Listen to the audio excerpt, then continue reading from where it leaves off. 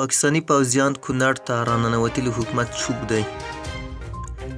د کونړ ولایت اوسېدونکي شکایت کوي چې پاکستاني ملیشې د دې کرښې دې غاړې ته راوښتي او نظامي تاسیسات یې جوړ کړي، خو مرکزي حکومت چوپ پاتې دی.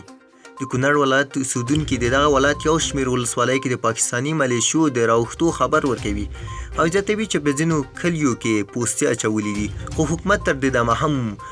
چوپ پاتې دی او هیڅ راز ځواب یې ورته نه دی ویلی. دا په داسې حال کې ده چې څو ورځې وړاندې هم په ولسي جرګه کې د کونړ ولایت استازو د پاکستان پوځیانو د راوښتو شکایت کړی و او له حکومت څخه یې غوښتي وو چې په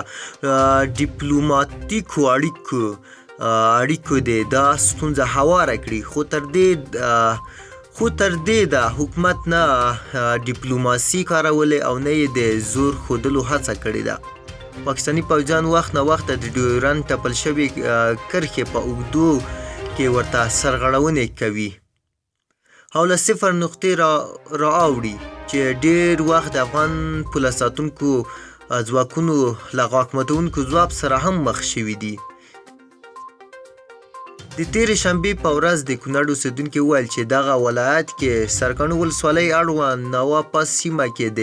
ډیورنډ فرضي کرښې په اوږدو کې د پاکستاني ځواکونو له صفر نقطې راوښتي او نظامي بیسونو جوړولو باندې لګیا دي،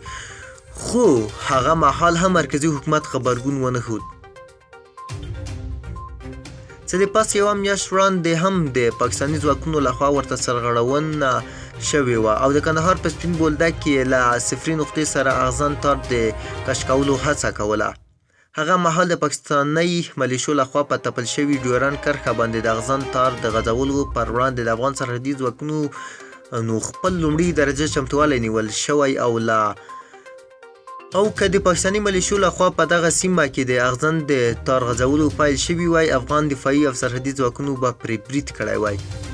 خو په ورته وخت کې په ختیځ زون کې د سرحدي ځواکونو قومندان محمد ایوب حسن خیل وایي چې ځواکونه یې د ډیورنډ کرښې په اوږدو کې هیڅ کله هم پاکستاني ملیشو ته د وړاندې راتګ اجازه نه ده ورکړې او زیاتوي چې په کونړ ولایت کې ډېر وخت د افغان او پاکستاني ځواکونو ترمنځ بریدونه شوي او دغه ولایت په وار په هغو سیمو چې پاکستان تر کنټرول لاندې دي تر توغندي بریدونو لاندې راغلي دي.